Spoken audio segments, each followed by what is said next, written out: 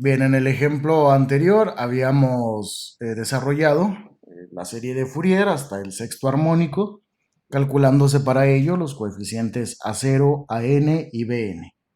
Pero resulta que en el ejemplo BN, el coeficiente había resultado en cero. Esto había resultado así porque la función que se pretendía representar a través de la serie de Fourier tenía la característica de poseer una simetría par. Esto nos da el indicio de que la serie de Fourier, o al menos el cálculo de los coeficientes, puede de alguna manera simplificarse aprovechando la simetría que vaya a tener la función. Aunque hay maneras un poco más completas de reducir el cálculo de los coeficientes, nosotros solamente vamos a trabajar dos condiciones. Una cuando la función tiene simetría par y la otra cuando la función tenga simetría impar. En pantalla ustedes ven dos gráficas, una en color azul, una en color rojo. La gráfica de color azul es una función que tiene simetría par. El criterio de simetría par ya lo habíamos mencionado. Dice que la función evaluada en x será igual a la función evaluada en el negativo de x. Mientras que el criterio de simetría impar establece que la función evaluada en x será igual al negativo de la función evaluada en el negativo de x. Ahora, ¿cómo es que nosotros vamos a poder aprovechar la simetría de la serie de Fourier para el cálculo de los coeficientes? Bueno, pues a continuación vamos a hablar acerca de las propiedades que tienen las funciones con simetría. Es una lista de características muy fácil de demostrar. Entonces, miren, el primero dice, si tú vas a multiplicar dos funciones que tienen simetría par, el resultado va a seguir siendo par. ¿A qué me refiero con esto? Por ejemplo, voy a hacer aquí las anotaciones. Si yo tengo dos funciones pares, digamos, por ejemplo, en este caso, una función, no sé, x cuadrada, bueno, hay que recordar que se le llama simetría par porque es la simetría que tienen las funciones polinómicas de grado par, las parábolas, todas las funciones cuadráticas. Entonces, para ello voy a suponer que tengo una función f1 que es x cuadrada, tiene simetría par, y una función f2 que es x cuarta. Ok, no me importa ahorita la complejidad de las funciones, me interesa solamente recalcar que son funciones con simetría par. Entonces, ¿qué pasa cuando nosotros las vamos a multiplicar? Pues en este caso tendría el producto de x cuadrada por x cuarta, de acuerdo a la ley de los exponentes, tendríamos x a la sexta. Como es una función con potencia par, sigue teniendo simetría par. Entonces, a eso es lo que se refiere el producto de dos funciones pares es par. La siguiente característica dice, si tú vas a multiplicar dos funciones impares, entonces el resultado será una función con simetría par. Lo ejemplificamos aquí. Digamos ahora que f1 es función con simetría par, una x cúbica. Tengo otra función con simetría impar, digamos x quinta, y el producto entre ellas, en este caso sería x cúbica por x quinta, sumo los exponentes y esto me queda x a la 8. Me queda una función con simetría par, entonces, ¿cierto? Multiplico dos funciones impares y el resultado es par. Esto va a ser crucial para poder simplificar el cálculo de los coeficientes. Ahora vienen dos propiedades respecto a la suma. Si yo quiero sumar dos funciones pares, suma o resta, es una suma algebraica, a final de cuentas, pues el resultado seguirá siendo par. Mientras que si yo sumo o resto dos funciones impares, esto resulta en impar. ¿Y por qué son útiles esas dos propiedades? Bueno, desde una explicación más llana, si yo sumo manzanas con manzanas, el resultado tiene que seguir siendo manzanas. Recuerden que Fourier, a través de una suma infinita, trata de representar a otra función.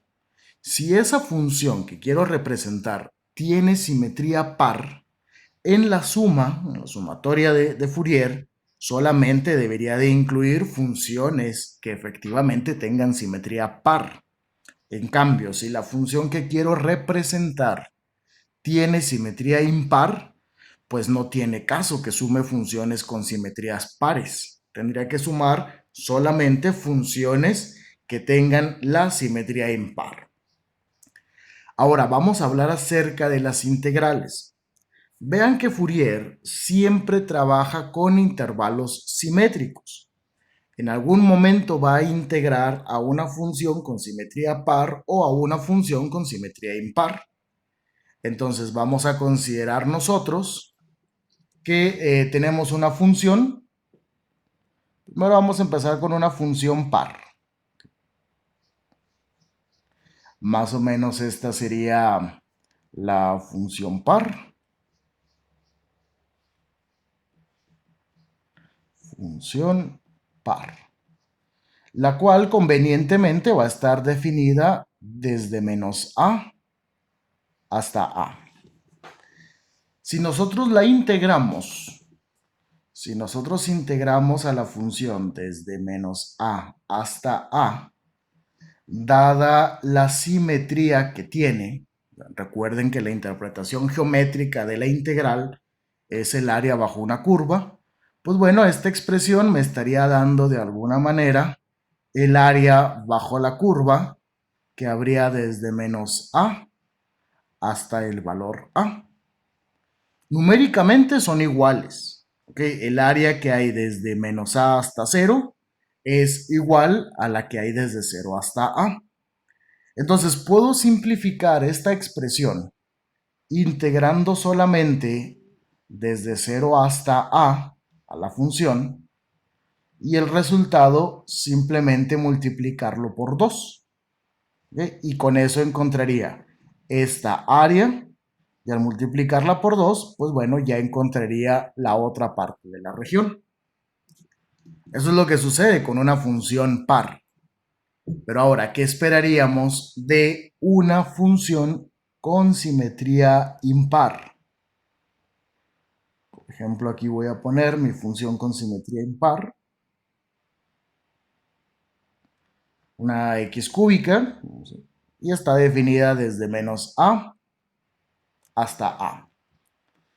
Y la situación es similar.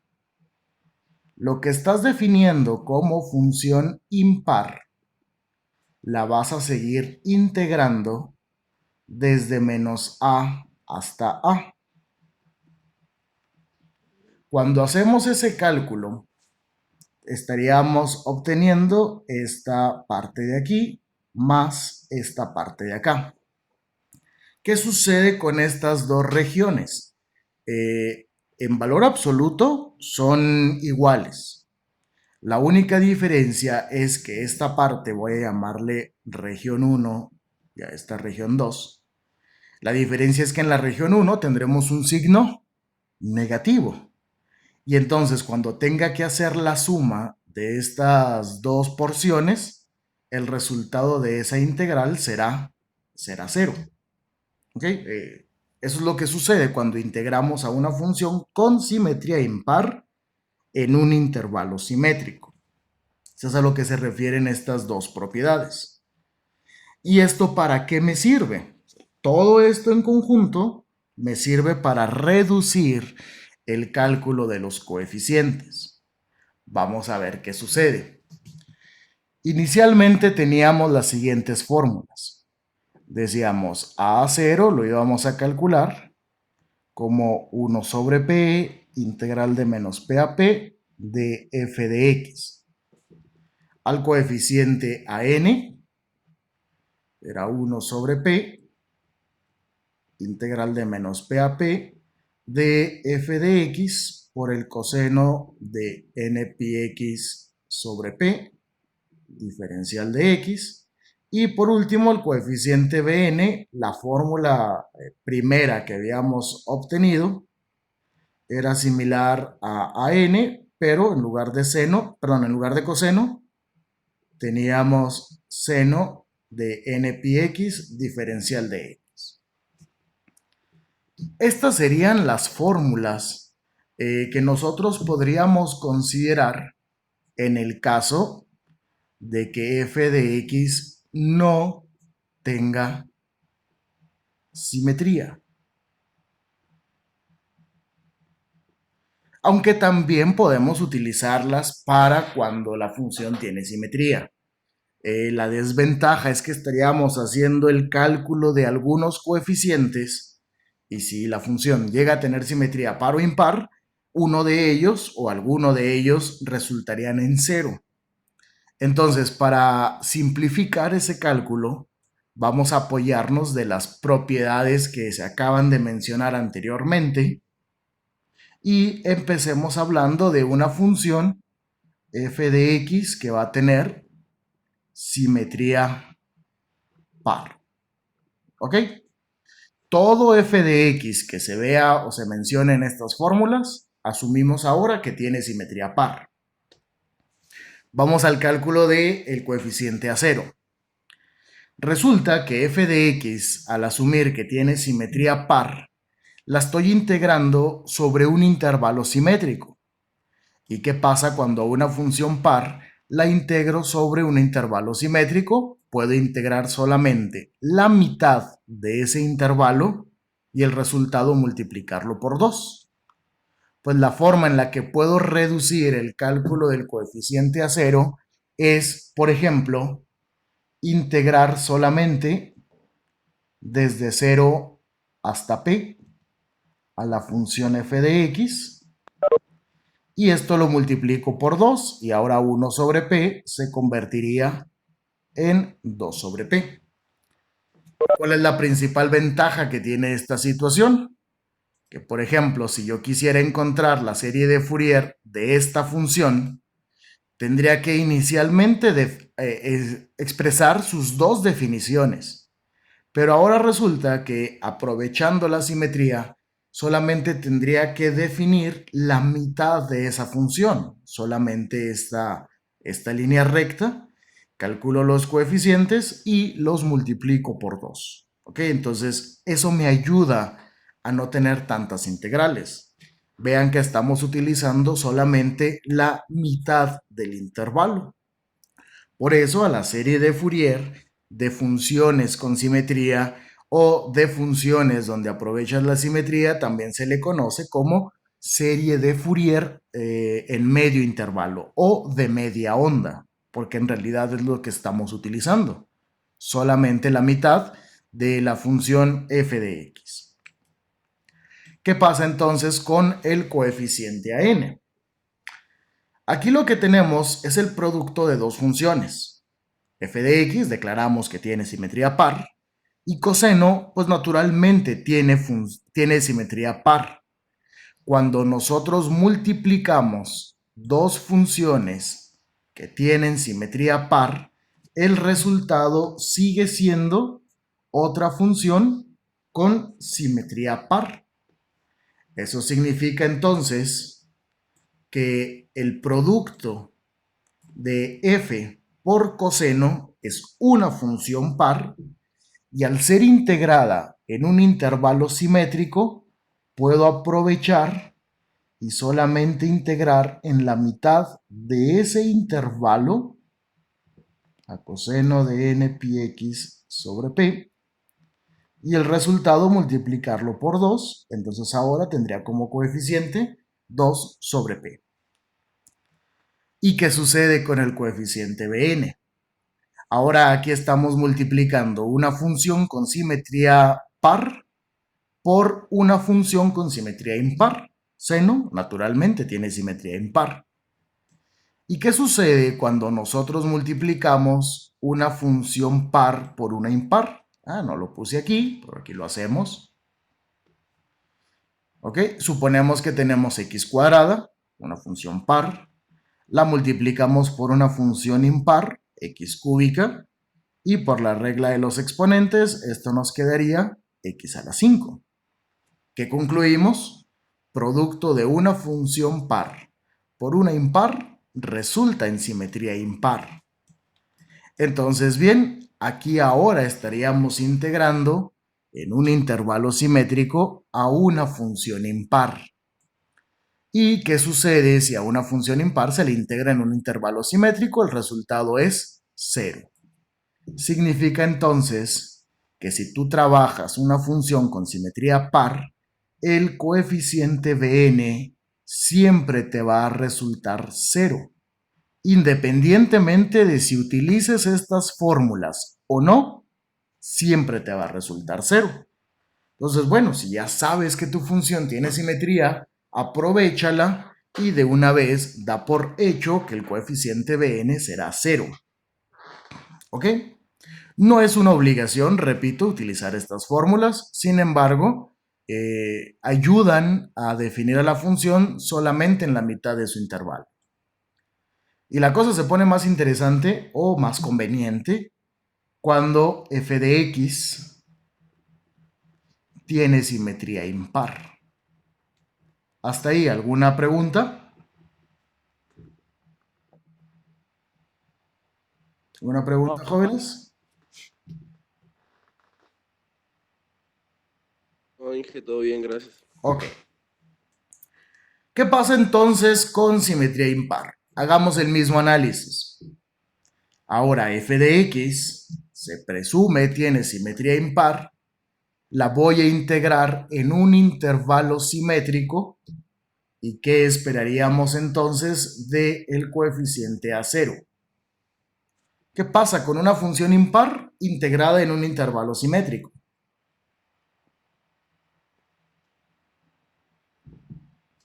¿Alguien que pueda responder?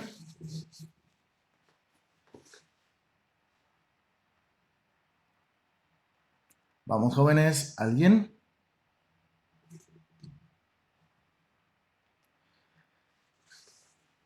Da 0.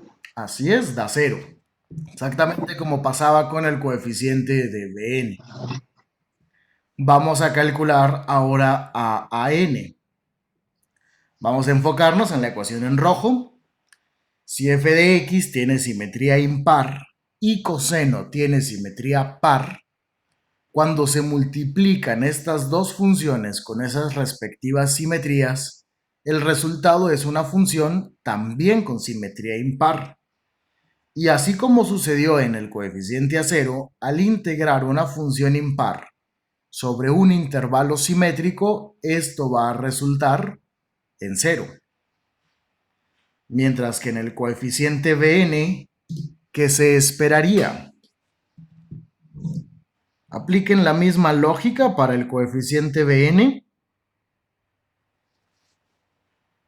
¿Cómo quedaría la expresión de Bn?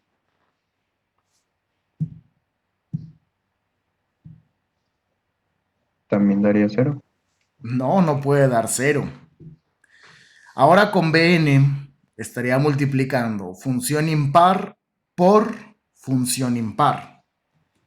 ¿Qué sucede cuando multiplicamos función impar con función impar? Aquí lo tenemos. X cúbica por x quinta resultaba en una función con simetría par. Entonces ahora, así es, estamos integrando en un intervalo simétrico a una función par, lo cual me permite integrar solamente la mitad de ese intervalo. Ahora integraríamos desde 0 hasta p a f por el seno de n pi x sobre p. Y lo que resulte lo multiplicaremos por 2. Entonces ahora su coeficiente sería 2 sobre p. Era natural de esperarse que en una simetría impar los primeros dos coeficientes fueran 0. ¿Por qué? Para empezar, a A0 se le dio el significado del valor promedio de una función. Todas las funciones con simetría impar pierden esa simetría cuando sucede una traslación vertical. Por ejemplo, vamos a explicar por qué A0 dio 0. Si yo tengo una función x cúbica y el criterio de simetría impar dice que f de x será igual a f de menos, perdón, será igual al negativo de f de menos x. Pongamos dos valores cualquiera. Supongamos que x va a ser igual a 1. Entonces tendré que evaluar a la función en 1 y evaluar a la función en menos 1. Si evalúo a esta expresión con simetría impar en 1, pues me queda 1. Si la evalúo en menos 1, me queda menos 1. ¿Qué tengo que hacer para que estas dos cantidades sean iguales? Para que menos 1 sea igual a 1, tendría que multiplicarlo por menos 1. Entonces, efectivamente, f evaluada en 1 sería igual si a f evaluada en menos 1 lo multiplicaras por menos 1. Esta es una función que no tiene traslación vertical. Pero en el momento en que yo la traslado verticalmente, sea cual sea la cantidad, por ejemplo, ahora x cúbica más 1, la subí una unidad hacia arriba, tomo el mismo valor, digamos f de 1 y f de menos 1. Al evaluarla en 1, nos va a quedar 2. Al evaluarla en menos 1, me va a quedar 0. Y vean que ahora ya no se cumple que f de 1 sea igual al negativo de f de menos 1. De hecho, esto ahora son diferentes.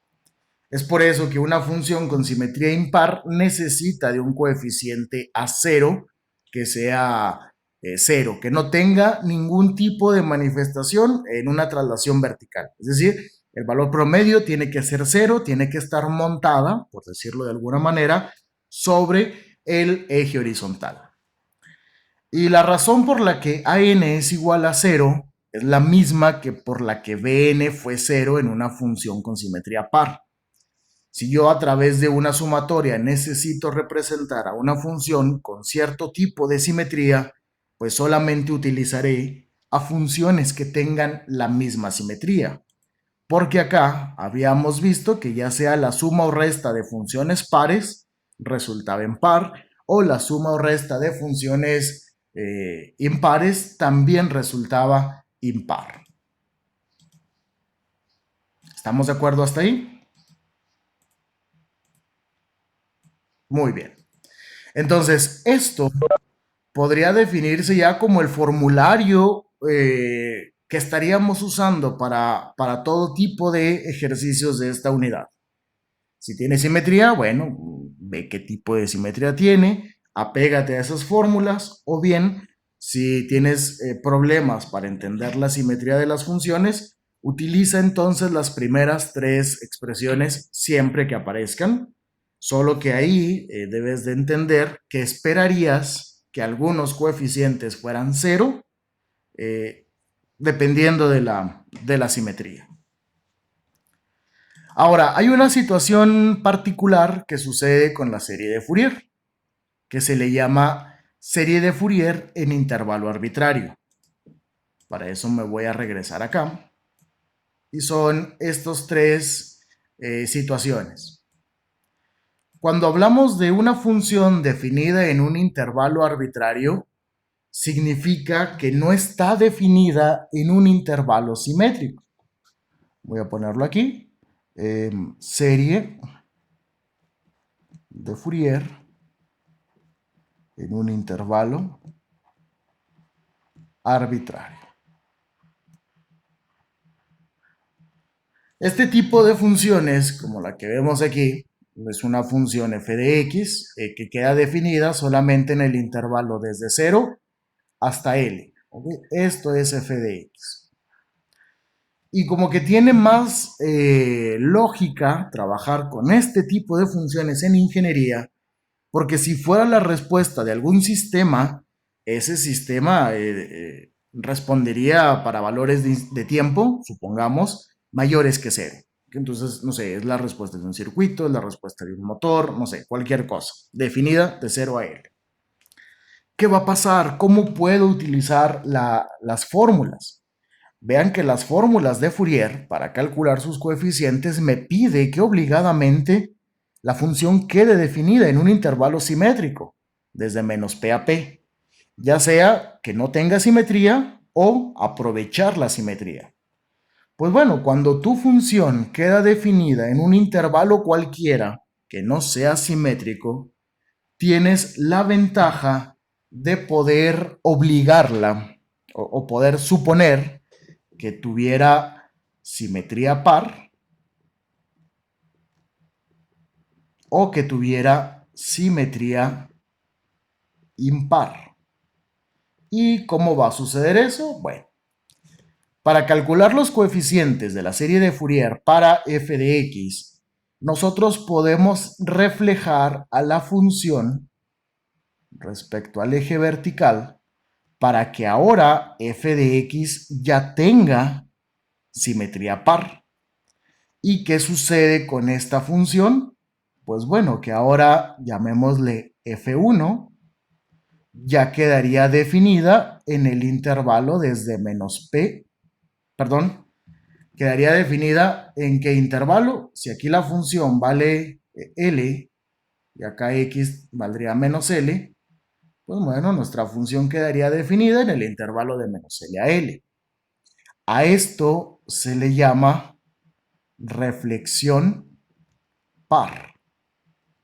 Estás suponiendo que tu función va a tener simetría par. Y entonces calculas los coeficientes con las fórmulas que ya teníamos acá. Bueno, me voy para mis fórmulas. Ahora en lugar de integrar de 0 a p, integraríamos de 0 a l, pero a final de cuentas el valor de l trabaja de la misma forma que el valor de p. En cambio, si no quieres tantos coeficientes o quieres simplificar el cálculo de los coeficientes, en lugar de suponer una simetría par, podrías hacer una reflexión impar de esta forma. Esta sería la reflexión impar. Y de igual manera tu función ya quedaría definida, llamémosle f1, quedaría definida también en el intervalo de menos L hasta L. Y podrías aprovechar la simetría para el cálculo de los coeficientes. Obvio está que cuando grafiques la sumatoria, debes de tener cuidado, porque si la serie de Fourier la defines desde menos L hasta L, pues vas a obtener toda esta gráfica, cuando en realidad solamente tenías esta porción de aquí. Entonces aquí nomás tendríamos que tener una consideración.